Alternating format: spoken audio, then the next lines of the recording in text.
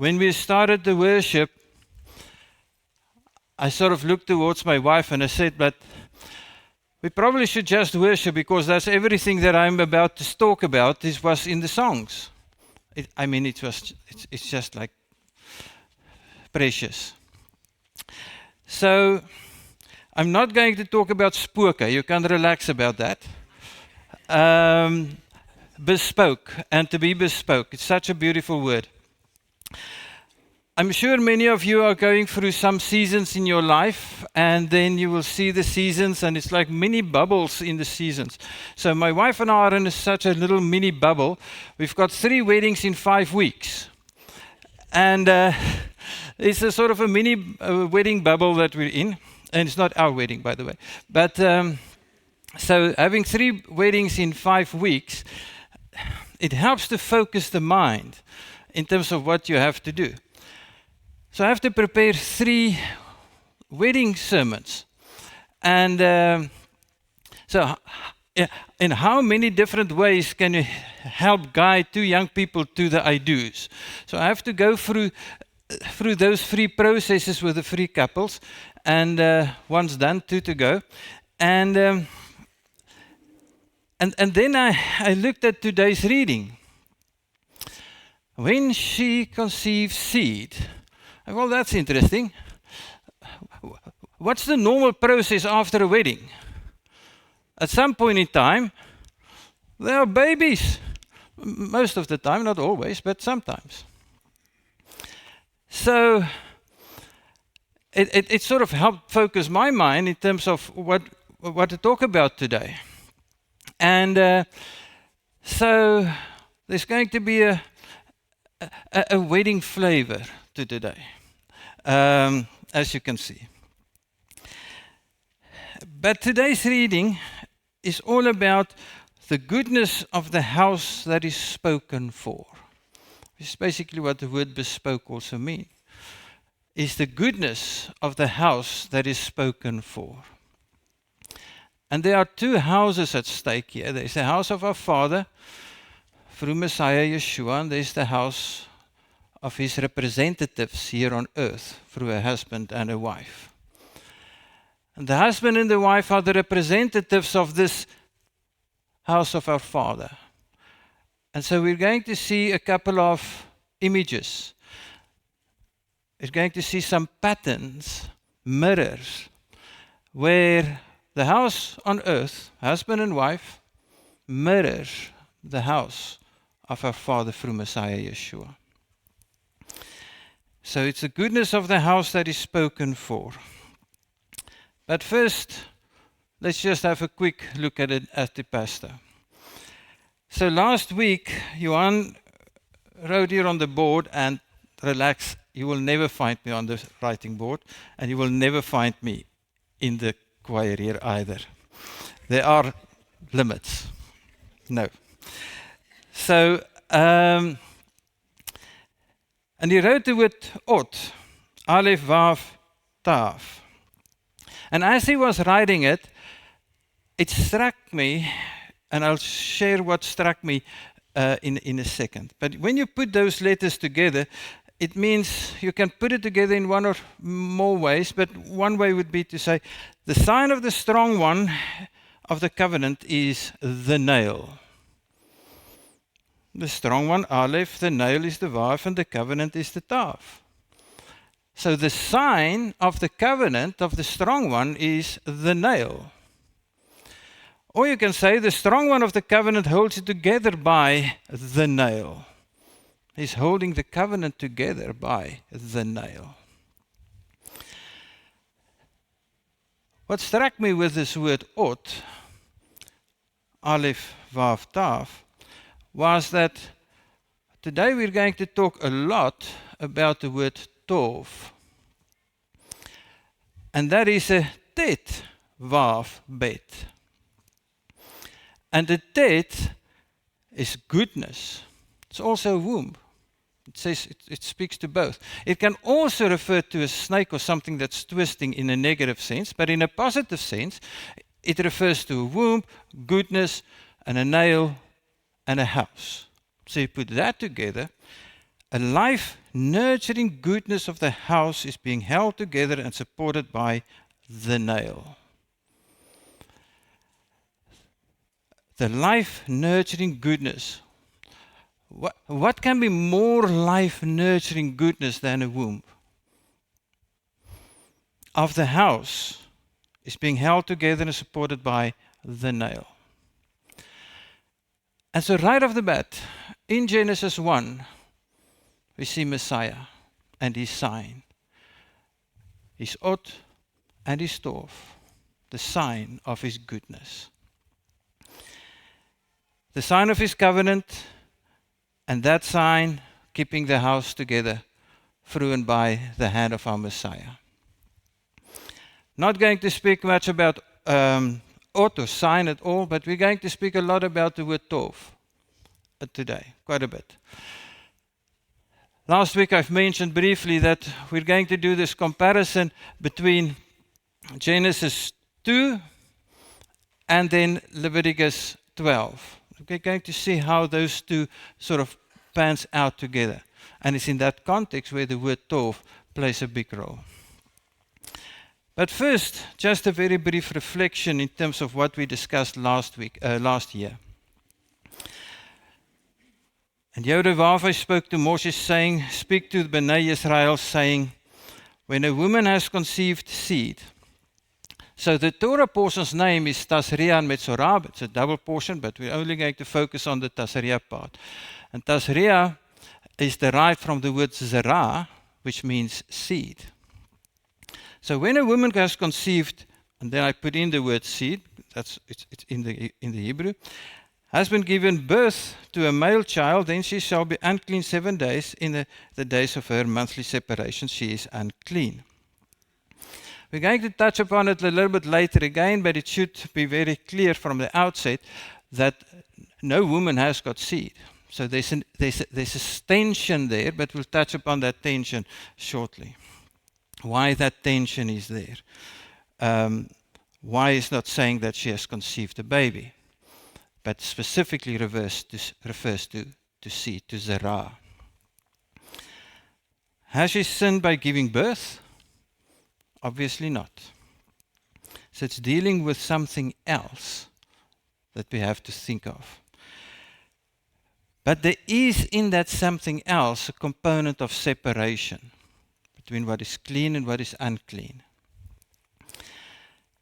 After this, within the Torah portion, it's followed by a lot of things that's linked to normal bodily processes.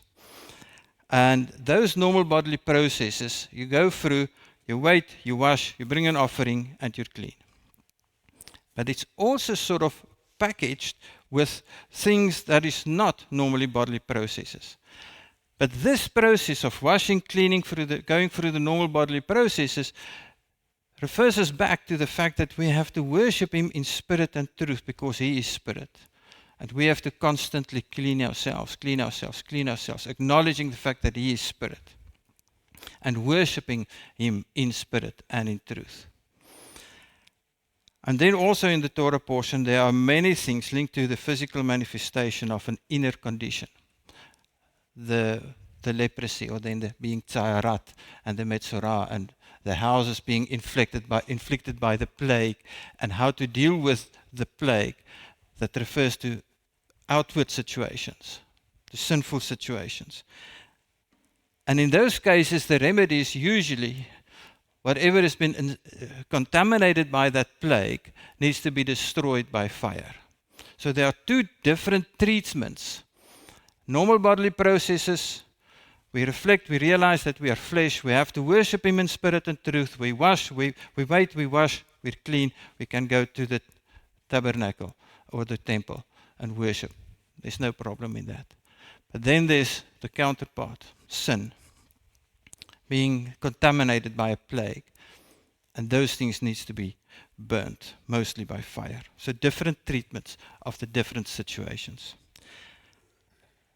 The Torah reading concludes, and on the 8th day she takes for herself 2 turtle doves or 2 young pigeons, and shall bring them to the priest to the door tent of meeting, And the priest shall prepare the one as a sin offering and the other as a burnt offering.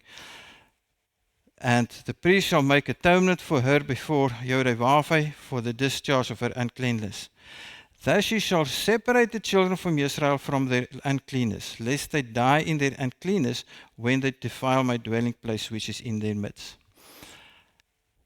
So the question here is, why go through this process of clean and unclean, and this procedure of becoming clean? Wait, wash, do the sacrifice. He is absolutely clean. He dwells in his dwelling place, and there can be no contact with that. There can be no contact with our physical carnal nature. He is absolute in his in being set apart. And he desires for us to be in his presence. And so he has put these measures in place to be together again. So it's all about us and him being together in the set apart place. He is set apart and he is spirit, and he desires to be worshipped in spirit and truth. And he desires to be in communion with us, and hence this procedure. And in the process, save the lives of his children. Because if you bring in something that is unclean, strange fire into his presence, then surely you shall die, because he is the eternal light and the eternal life. Flesh cannot enter his house when unclean, and it's our reasonable duty in worship. And it's all about worship and worshiping him. And so what it highlights is the fact that he is set apart, he is spirit, he is holy, and he desires of us to be with him, and he has given us these procedures of worship, because he is dwelling amongst us. He is always Emmanuel, and we should never forget that he is Emmanuel, God with us. And with that, respect, honor, glory, as we've just worshipped and as we were singing, he is the eternal in perfection, and we should honor that. So in summary, from last year, some of these procedures that's been put in place in Tasria Metzorah are unto the recognition and respect for life and his set apartness, and for that they are normally bodily processes, wait, wash, offering. Nothing strange there.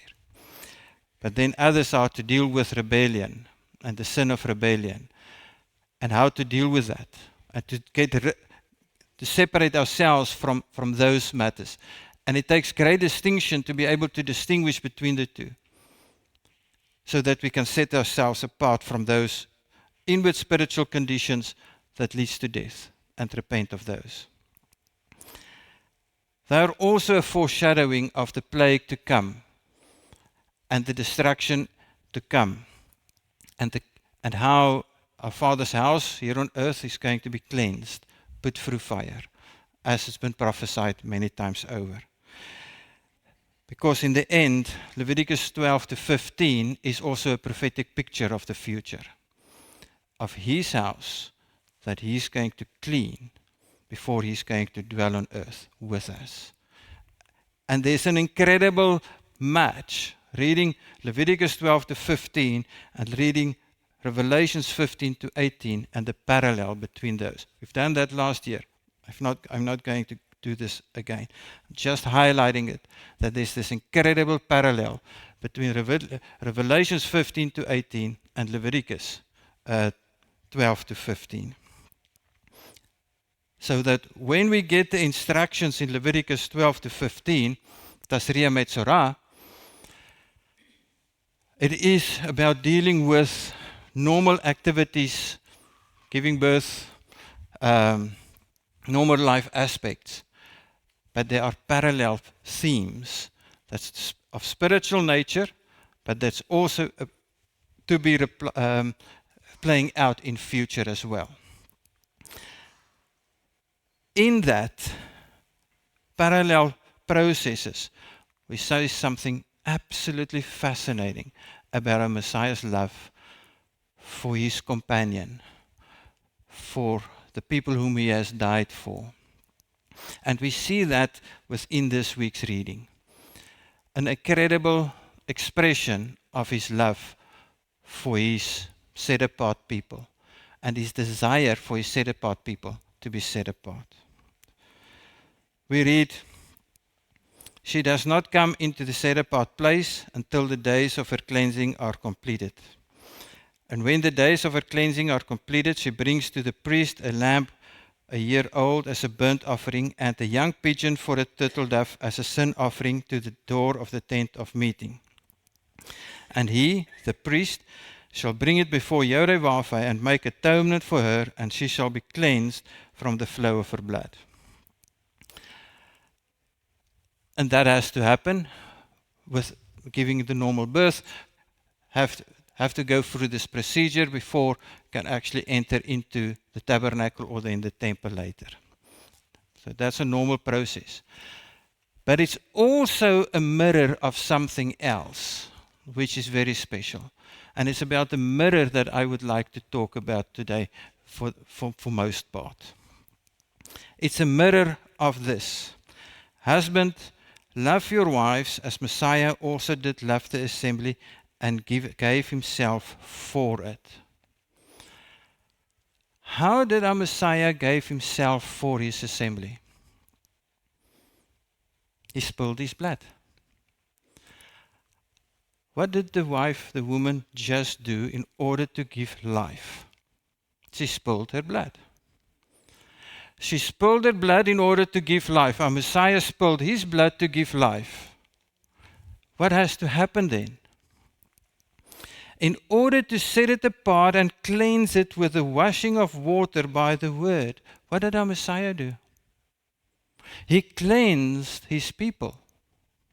And he set them apart through washing. What our Messiah was doing on the cross is what has been written up for us in Leviticus 12.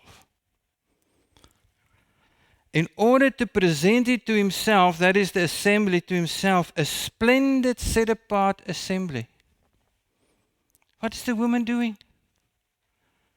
She's going through this process of cleansing for herself physical, but it's a mirror of what our Messiah did, cleansing his body, his assembly, by giving himself, by spilling his own blood, by setting his own assembly apart. What was he doing in the process? He was bringing sacrifice himself. What is she doing? She's bringing sacrifice. What is that doing, those sacrifices doing? That's worship unto the Almighty. What can she do after going through that cleansing process? She can enter into the tabernacle. She can go into the temple. She can access the presence of Adonai and our Master. After going through that process, he went into the grave. He waited, he washed, he brought his offering, and he ascended to heaven. It's identical processes. Not having spot or wrinkle, that is now the body, or any of this sort, but it might be set apart and blameless.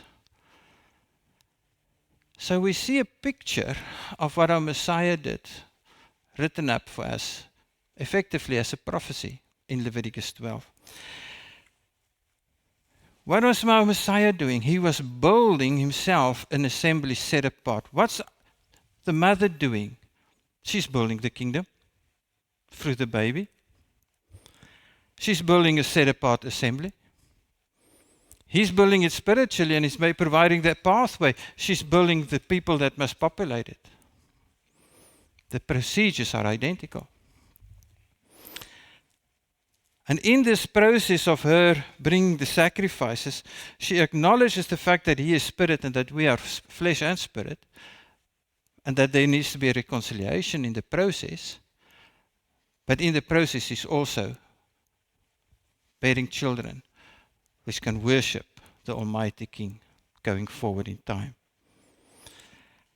So who is the priest to whom she is bringing her offering, and to whom is the child being dedicated? She brings this offering to the priest, to the sacrifice, and she can access the temple and the tabernacle. She is bringing the worship to our Master, and she's dedicating him. This would not have been applicable if it's not for the children of Israel. It says, the reading that I've just said, speak to the children of Israel. So if you're part of the covenantal people, if you are born again, if you are crafted in, what are you doing with the children? You're bringing them and you're dedicating your life to the Most High. This brings us to two concepts, tov and lo tov, not good. Good and not good.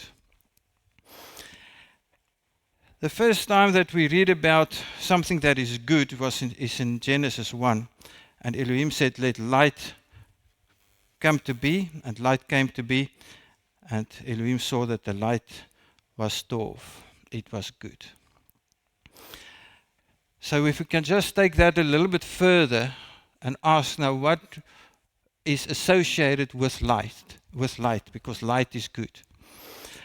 We see that I am the light of the world, so I am good, says Yeshua. He's good. He's the light of the world. He's the tov of the world. Anyone follows me shall by no means walk in darkness, but possess the light of life. That light of life is good. It's tov, when you possess that one. Your word is a lamp for my feet and a light to my path. Your word is tov. Your word is good. For the command is a lamp and the Torah is a light. The Torah is tov. So many things that are tov, and that's good. The goodness of the house is being held together by the nail, as we've seen earlier. Being held together by the nail of our Messiah. But then, in Genesis 2, we read this. And Yodevavai Elohim said, it is lo tov. There is no light in man being alone. We're in paradise. This is Genesis 2. It's before sin. There's something that's lo tov. Adam is finding himself in darkness. He's got no wife. I can see some smiles. Yeah, so you're my star. I can see the stars in your eyes. Yeah. Well, it's in the scripture. It's Genesis 2. Adam was in darkness and then he meets. Well, he was sort of given Chava, but that's a different process. But for us, when you see the other half, it's like, wow, I saw the light. It was not good. Friends, when I sort of saw this for the first time, that in paradise there was something that was not good, it sort of broke my brain a bit, because I thought of paradise as this perfect place, and obviously it was before sin. One thing that was lo tov, man to be alone. Okay. So I'm going to make him a helper as a counterpart, and then the light will come, because she will be then the tov. So before sin, something that was not good, not light. So, lo tov for Adam, mankind to be alone. Ooh, it's tov. It's good, therefore, when Adam is not alone. And the married men will say, yeah, that sounds about right. And I'm sure many wives will remind the husbands that is the truth, that it is tov when Adam is not alone. And the fruit of not being alone, tov babies. That is what happens. If a woman has conceived seed, it happens when there's a relationship between a husband and a wife, that there will be tov babies. So, whose seed is being conceived? the seed of Adam, the first Adam, and the second Adam. That's the seed that is being conceived. So Tazria is saying to us actually quite clearly, when a woman has conceived seed, it doesn't make sense biologically, but whose seed is it? It's the husband's, physically and spiritually. The first Adam, your husband on earth, Messiah's. So what is happening in Genesis 2? What is happening in Leviticus 12? The kingdom is being built by physical people and by kingdom-minded people, building the kingdom of our Messiah. There is one interesting sort of concept that I just add in as a bit of a detour, not going to dwell too much on it, and it has to do with Psalm 51. Psalm 51, David is lamenting the fact that he has been born in 'n sonde ontvang en gebore, and from there everything else sort of goes with it. And there are so many things said about that, and I'm not the judge and jury between the different commentators, but some commentators are saying he's referring to the fact that all children are born in sin because of the fall. And other commentators are saying no, he's referring to his own specific situation, where it seems as if there might have been challenges, that he might have been born out of wedlock. There are suggestions about that. We've got no proof. Fact of the matter is, both his parents, like us, are sinners. And we live in a fallen world. What does that mean for a baby born within a covenant, in a relationship between a husband and a wife? Does that make that baby bad? Absolutely not. Children are a blessing. Children are a blessing. How can you populate the kingdom of the universe, the kingdom of our Messiah, if there are no babies? They are a blessing. So, let's proceed. So, Adam with his counterpart, the goodness of the house is good, the nail is good, it is good in its total perfection, is Genesis 2, there are no sin. 12 babies. Furthermore, there's the physical house that's being built, but it's also Messiah's house that's being built. It's Messiah's nail. It's the nail in his hand, in the cross that's holding the house together. And so, for whom will it be lot of without a counterpart?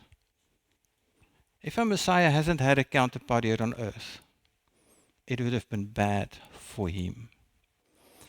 So Genesis 2, speaking about our Messiah, without him having a counterpart on earth, it will be bad. It will be lot off for him if there's no counterpart. Imagine that. For the Messiah, something lot off. Not good not having a counterpart. So when we bring honor and glory to his name, as we did today, as we are doing today by being here, it's Tov. Tov in its perfection, being the counterpart of Messiah Yeshua, as it is also in a marital relationship between a husband and a wife. It has been and will always be about the kingdom that is Tov, our Messiah building his kingdom, perfect in its completion. And so, Messiah and his set-apart counterpart. Think about this now on a different level, a different sort of plane. From our perspective, sometimes the love of Messiah and his dedication to us, and that he will help us and guide us and take us through, doesn't matter what, can sound a bit abstract, can sound a bit far removed, especially if you're in a difficult place, if you're in a tough spot.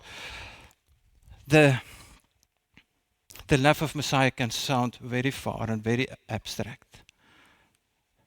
But think about it, that if it was not for the relationship with his counterpart, if it was not with his relationship with his people here on earth, it would have been bad for him. So how, to what extent is he going to fight for me, for you, for his counterpart, for the assembly that he's building, for his kingdom that he is building? He's going to fight for it, which he has already done and for which he has already paid the price. And so, mother and father with a baby are becoming co-workers in developing this kingdom with 12 babies. And so, this takes us one step forward. And let's look at the different roles within this relationship. And we drawing parallels between what is happening within the relationship between husband and wife, and then the relationship of a Messiah with his body. It is lot of for the man to be alone. I'm going to make him a helper as his counterpart. And so the red part is lot of, and then the blue part, the purple part, is then Ezer Kenegdo. And Ezer Kenegdo, much has been spoken about, and Ezer Kenegdo, much has been written about it. But it's basically about the bride of the Adam, of mankind, but then also the body of Messiah. It doubles up as both. It doubles up as both. So to all the males, you are also an Ezer Kenegdo to the Messiah. To all the females, you are both. To your husbands and then to Messiah. So everybody, the believer in Messiah Yeshua, is an Ezer Kenegdo. It's not just the ladies who are married. Everybody is an Ezer Kenegdo. So it's worth unpacking it a little bit. Because I haven't seen this, that you think about Ezer Kenegdo only as your wife and therefore as husbands, which is sort of, yeah, that's your part, it's not my part. Until you realize that as a husband, you're also an Ezer Kenegdo to Messiah Yeshua. So what does it mean? So what type of companionship do we have and must we provide? Kenegdo is the combination of two, a preposition ke, and then the main word, the root word, which is the neget from nagat. But the ke preposition is the difficult one, because it's what is called a double preposition. It can mean more than one thing. It means before, present, against, opposite. So you're like, wait, that's crazy. You cannot be before, present, against, and opposite simultaneously. Well, yes, that's what it means. So you think about the situation, does mother have eyes in front and behind her head? Yes, she does have. Eyes here and eyes there. Is she in the kitchen and in your bedroom? Yes. Well, that's the kip part. She is everywhere. She looks forward, she looks back, she looks sideways, she's in your bedroom, she's in the bathroom, she's in the kitchen, she knows everything. That's ke. Are you together? Now you're most of us here do have had mothers, and so we understand what this means, or we're married to one, and you wonder why. How is it possible that she knows everything? It's the ke. It's in Genesis 2. And so she's looking both towards and away while in the presence. Okay? Remember, it applies to the mothers that's sitting here, but it also applies to the body of Messiah that's sitting here. What's our duty for Messiah Yeshua? We have to look forward, backwards, in the present. We have to be everywhere for Messiah Yeshua. So as mother is in the house, so's the husbands at work for Messiah Yeshua. And therefore, when we look at this word and when we unpack it, the different translations and why it is so difficult, we see different translations for the same word, which reflects the different dimensions of it. Spread before me a table in the face. I'm in the face, I'm there, of my enemies. For your kindness is before me. He did wonders in the sight. I pay my vows in the presence of all his people. She sat opposite him. It's the same word. Different use, different perspective on the whether she's looking at you, away from you, with you in the presence, against you, together with you, fighting against you, fighting for you. Different perspectives, different dimensions. It doesn't only mean one thing, it means all of it simultaneously. So to unpack then the word neget or nagat is to boldly tell, profess, proclaim, declare, explain, or to make known. Most husbands will say, that sounds familiar. That's what she must do. But think about the body of Messiah. What must the body of Messiah do for Messiah? The body of Messiah must boldly tell, profess, proclaim, declare, explain, to make known the name of Messiah Yeshua. That's our job. Genesis 2, the gospel. And there's a strong element of fighting. Many people write about the word kenegdu as the warrior bride. And it sort of doesn't always sit well. And there's some opposition to it because, no, she's not the warrior, the husband is the role of the warrior and so on. And there's some tension there.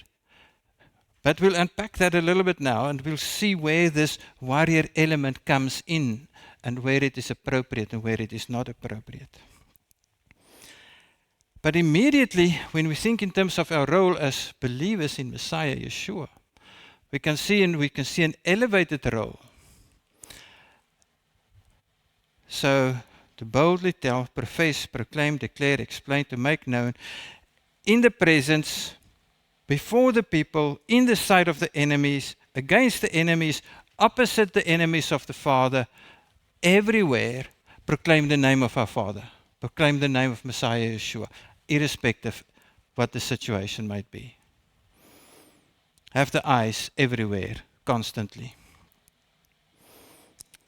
The set-apart Ezer Kenegdu of Messiah is the one who will help to establish His light, His presence, His kingdom on earth as it is in heaven by boldly telling, professing, proclaiming, declaring, explaining His name and to make His name known in the face of His enemies.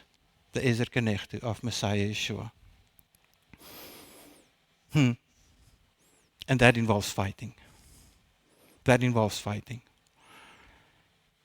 Fight for the name and the identity of Messiah Yeshua. I think few people have not had to go through this in their lives already, or are to do so soon as well. While preparing for this,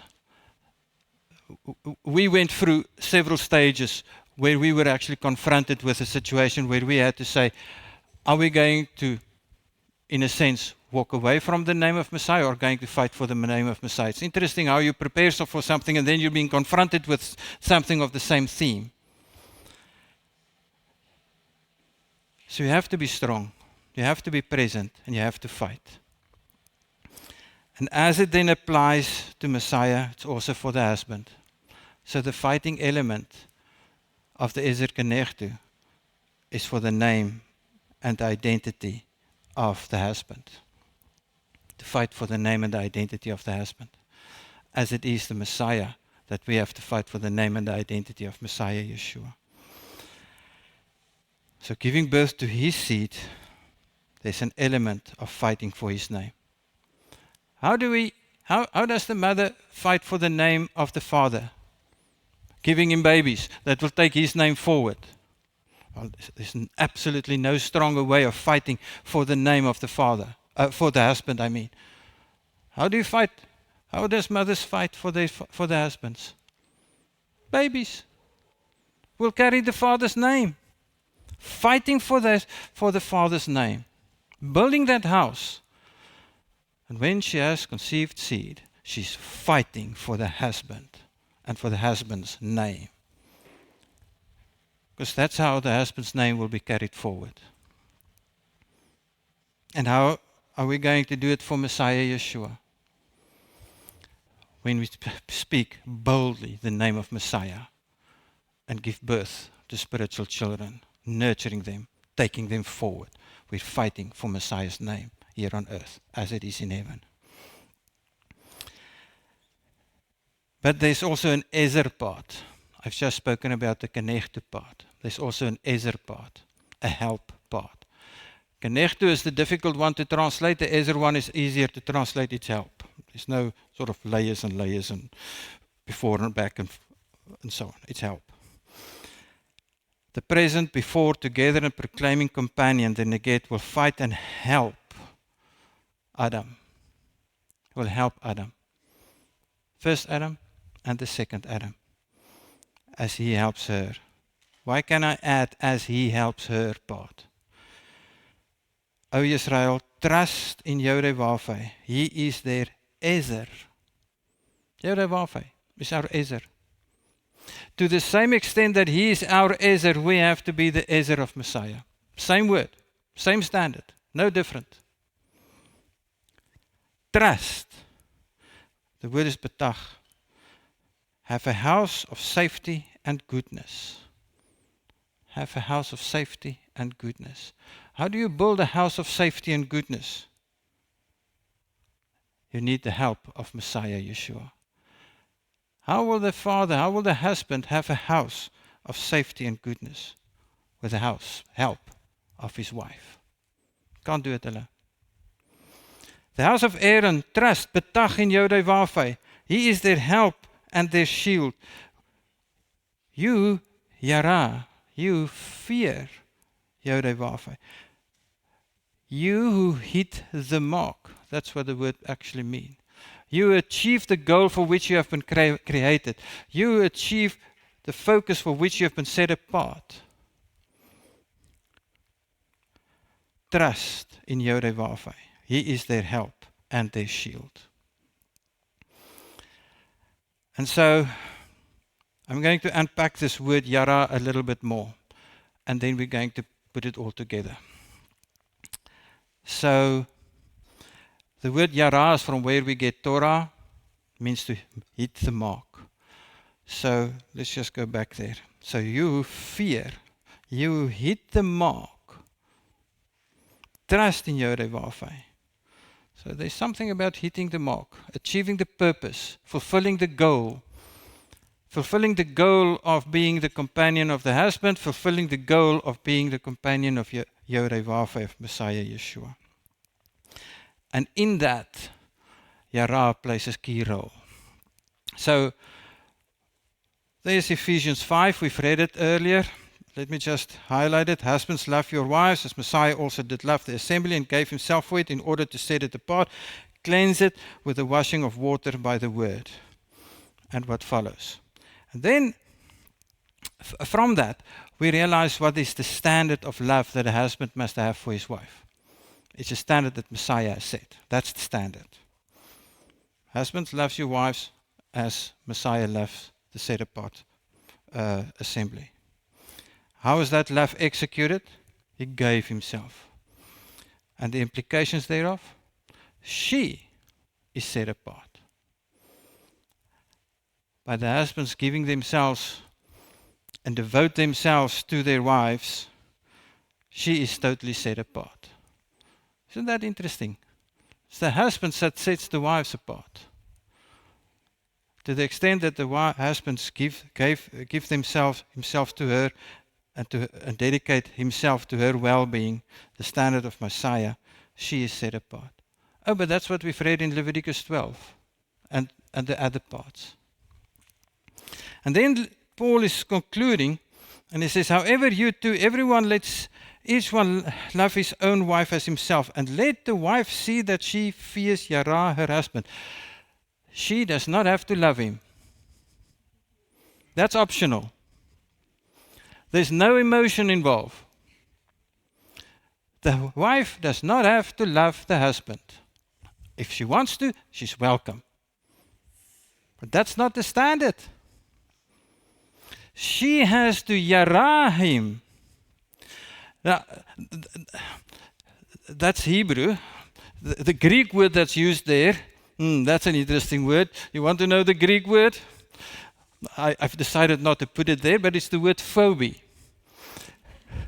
Like phobia for a spider and for a darkness, and have a phobia. Well, that's the Greek word that's in there.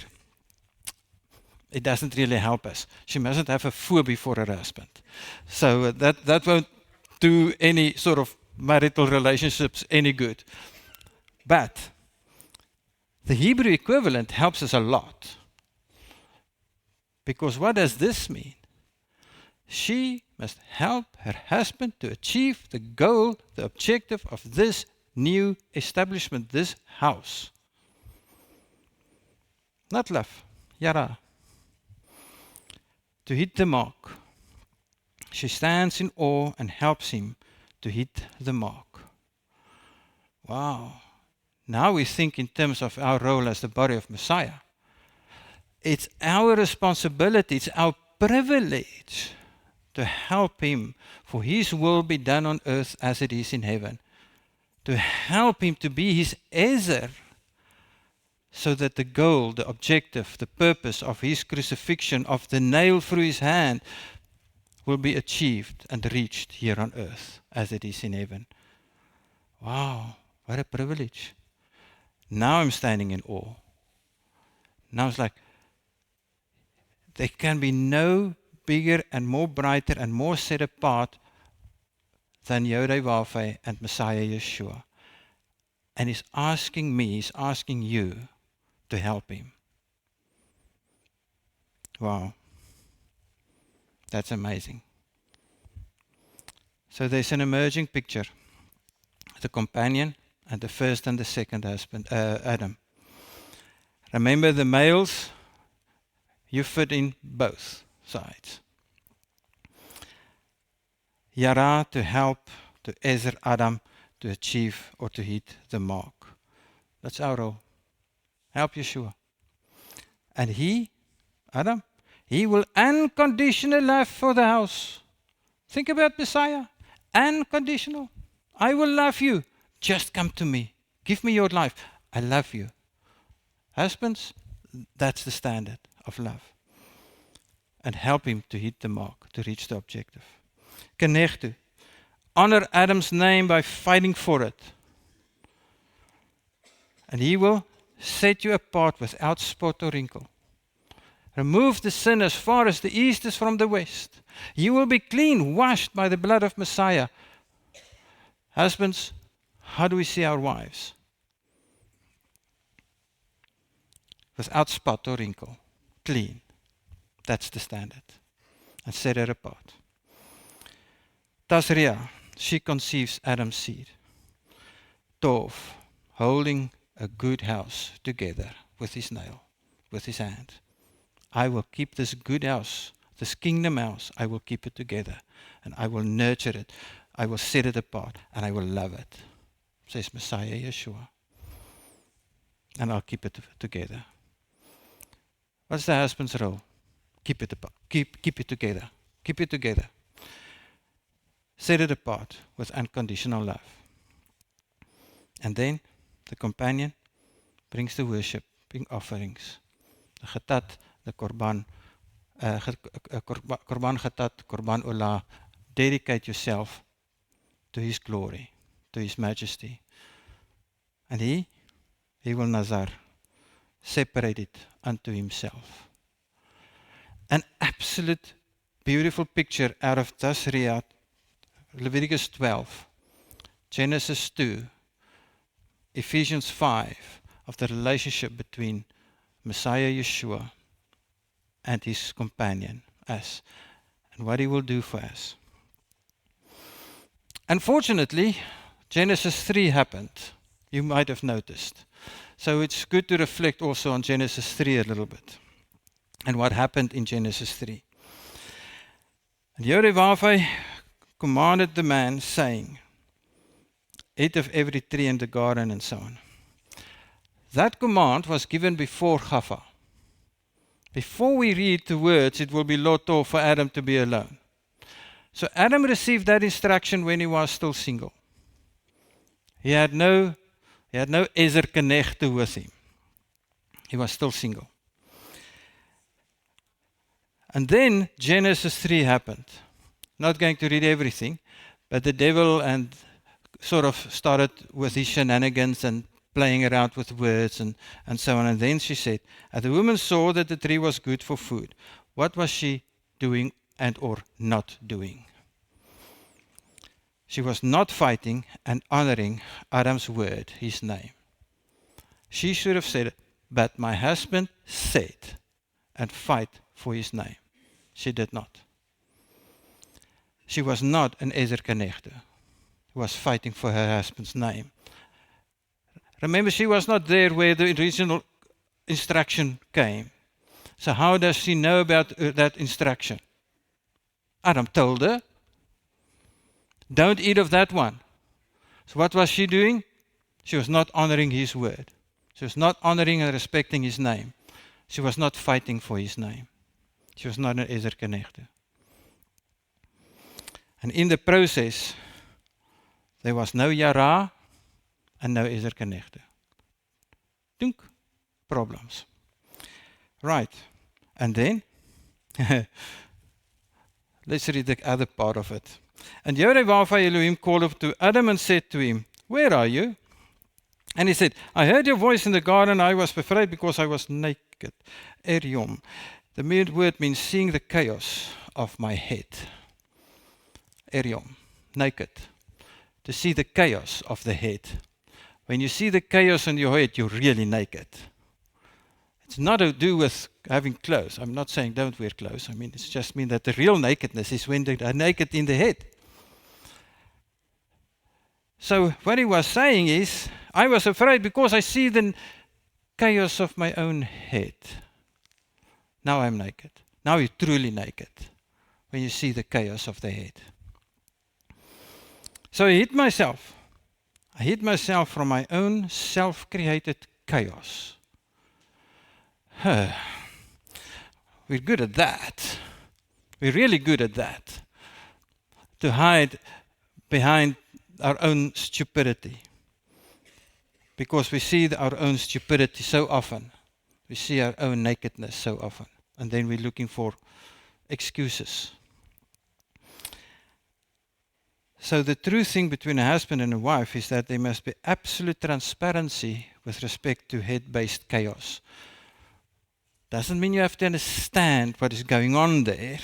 That's a different matter. But there must be transparency between husband and wife. Because if there is no transparency between husband and wife, then you're going to look for different measures, because you will see yourself naked. You see yourself, the chaos of your head. And he said, who made you know that you were naked? Who told you about the chaos of your head? So, who made you aware of that chaos? That wife, that woman you gave me, she told me about the chaos in my head. I mean, I find this dialogue fascinating.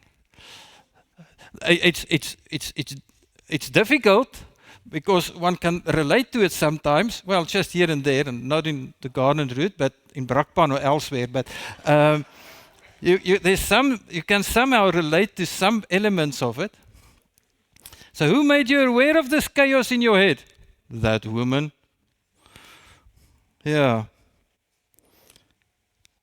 So, Chava did not fight for Adam's name. She did not honor his word. What did Adam do? Adam experienced serious head-based chaos. that woman you gave me, the one without whom it was lot of. That one, without whom you were not good. So, who's Adam? Just think a little bit for a moment. It was not good without her. So, just think about the chaos that you're experiencing here, and reflect about it a bit for a moment. He's not dedicated to her well-being. He is not giving himself up for her as Messiah did for us while we were still in sin. He's not setting her blameless without spot or wrinkle. He's not saying, actually I was part to it. He's not nullifying her words. He's not standing in the gap for her. And as a result, there's this blame game. It's her, it's him, it's a snake, and the rest is history. So what is playing out there is a very detailed situation within houses, marital relationships, husbands, wife fight for his name, husbands set us apart without spot or wrinkle. But then there's also the thing with respect to the kingdom. What is the Messiah doing? He is pleading our case day in, day out, setting us without spot or wrinkle before the Father. That's exactly what he is doing. Setting us apart. And we fight for his name. We fight for his name. So let's bring it together in an application. So, when a woman has conceived seed and has a male child, from that very moment, the mother starts to fight for that child. That entire procedure that she goes through, she's fighting for that child. She's fighting for the name of her husband. She has given life by spilling of her own blood, as Messiah did. There cannot be any greater love than that. Fighting, proclaiming, boldly speaking, telling, professing, declaring, explaining the life and honor of her husband. And in the process is bringing worshipping offerings, Chatat and Olah, in worship of the Father, dedicating herself, dedicating the child, and commence in worship. And to being set apart for the Master Messiah Yeshua. And it's here where I would like to pause for a moment and think about praying mothers and grandmothers. Do you relate to that? You ask a mother how it goes, and she doesn't answer you. She goes to the children. My children is this, and this. How's it going with the children? We're fighting. We're praying for this, and this, and this. She's a knechte. She is fighting the Genesis 2 fight when she thinks of and pray for her children and her grandchildren. It doesn't matter how old. She is taking Genesis 2 forward. And she's living out Genesis 2 in real time, today. And so, 12 babies, building a 12 house on the kingdom.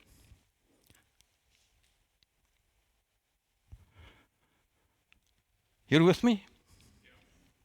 The role of mothers, praying mothers, dedicating their lives, spilling their blood, giving them everything for their children, and in the process protecting their husbands' names, building the kingdom of our Father. The two situations are parallel.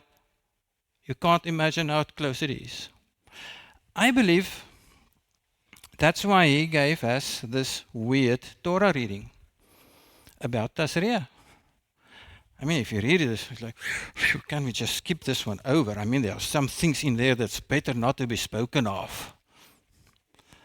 It is really about building the kingdom of our Messiah and the role of the mother in it, honoring the role of the mother.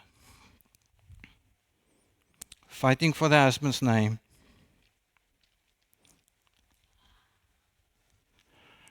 fighting for our Messiah's name. If a woman has conceived seed, she shall bring an offering, and the priest shall make an atonement for her, and she shall be clean. So to all the mothers, there's no higher calling than praying for your children. And while you're doing it, you speak into Genesis 2, before sin. You're doing your job. You find it hard, you find it difficult, you say, yeah, these children. You're fighting the good fight. Remember, He is spirit and we are flesh, and building an earthly and heavenly good house in the process. And that's the story for the day. Tazria is about honoring the wife, honoring the mother, building this kingdom of our Master and our Father. So I'm going to conclude by reading Hannah's prayer.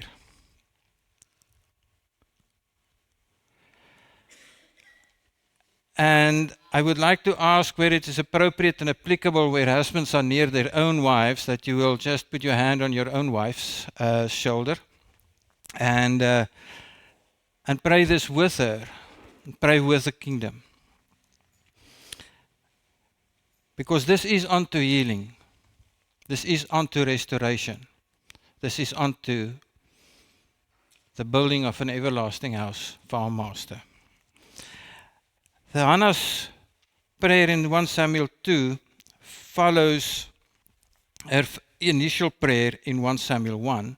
And you can read it in 1 Samuel 1, where she went to the house in Shiloh, where the tabernacle was, and she prayed and she said, I've got no child. I cannot honor my husband's name if I don't have a child. And then 1 Samuel 2, she comes back and she thanks her father for the child. And so we're going to read that as a prayer, bringing glory to His name. And I would like us to read it in a sense on two planes. One plane is for the mothers here, praying for their children and grandchildren.